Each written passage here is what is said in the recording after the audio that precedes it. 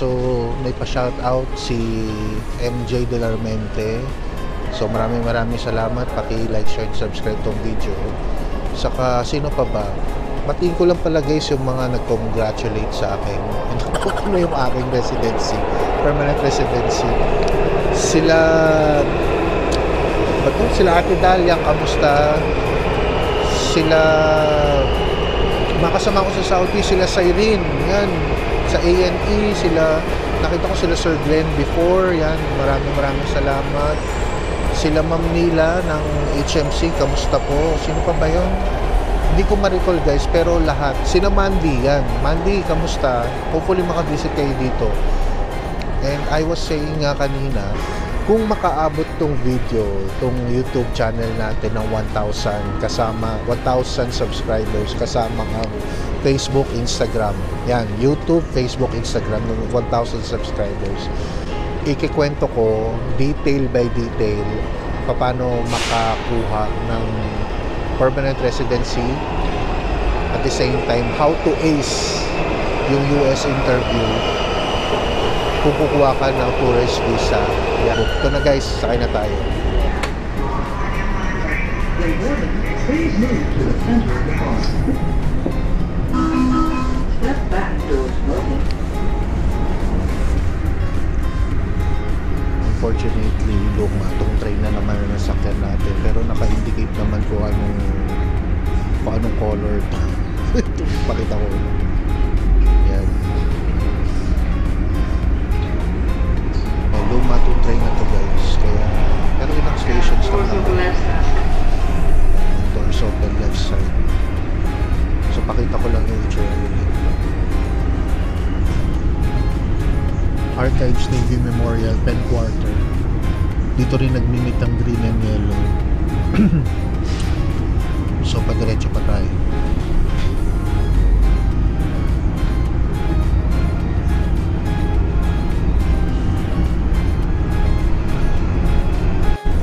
Ayan guys, andito na tayo sa Lefant Plaza. Very familiar itong station na to kasi dito kami nagka-catch up ng Yellow Line after namin mag-church. Papunta to nga ng Virginia sa may Pentagon City. Ito yung aming Yellow Line going to Huntington. Next station, Pentagon. Yeah, next station na is Pentagon. So dito ako nagka-catch up ng Yellow Line. Galing ako Eastern Market. Ang Eastern Market kasi doon kami nagcha-church. Then from there, catch up kami ng Yellow papunta dito sa Lefant, then papunta ng Pentagon City. Yan guys, malapit na tayo bumaba. Isusunod na station yung Pentagon City, doon na tayo bababa. In-stop ko lang yung video kanina kasi nga sinisave ko rin yung battery nito at the same time. Bawal kasi yung video pagka nasa Pentagon Station kami. Yan na, Pentagon City. Tara guys, let's go.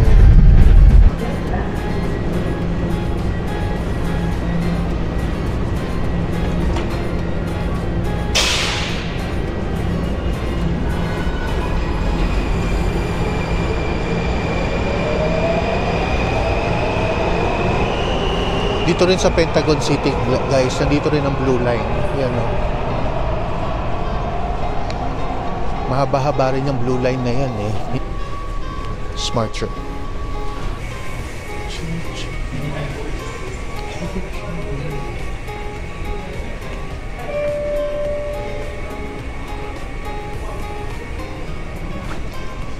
Konti na lang ang balance ko. Mamaya maglo-load tayo guys. Dito tayo maglo-load. Diyan sa ating reloading machine.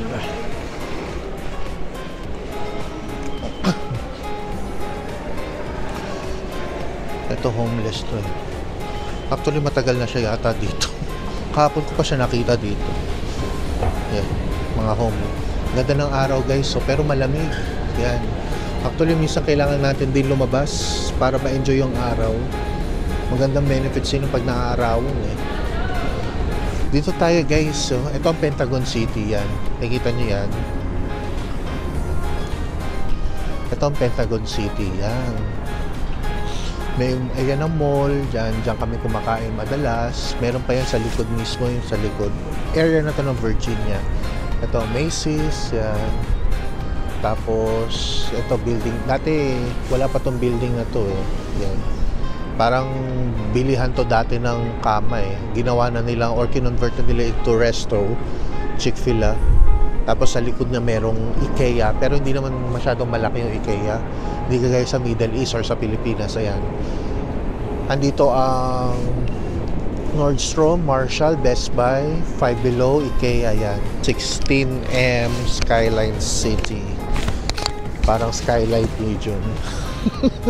Sakay na tayo guys.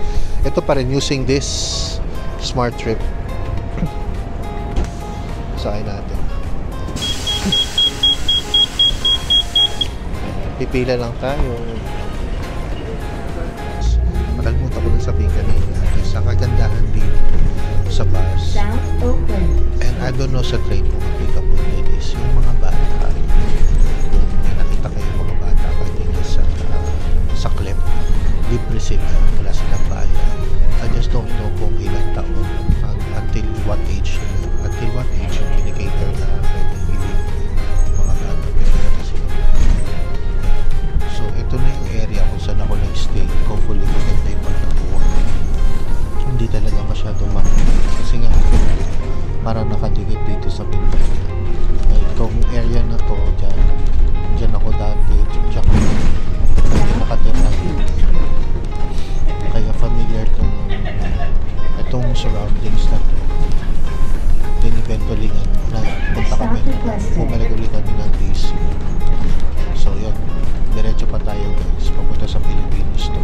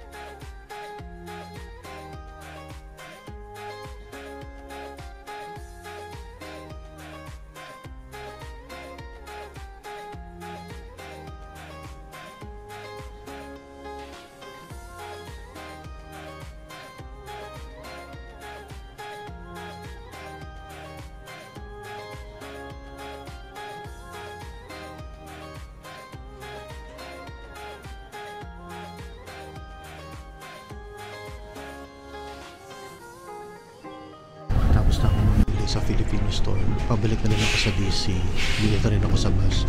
Hindi ko na na-record yung pag-alis ko kanina kasi may bit-bit ako, 2 bag eh. Yung mga usual na binili ko lang, yung mga ginagamit na pang everyday, mga patis, ganun, seasoning. Bumili rin ako ng palaya sa Kabangus. Kasi sa Asian grocery, sa ordinary grocery, hindi ka makahanap ng palaya. Kailangan mo dayuhin na ito nga Filipino store or yung Asian store para makabili ka ng mga ganun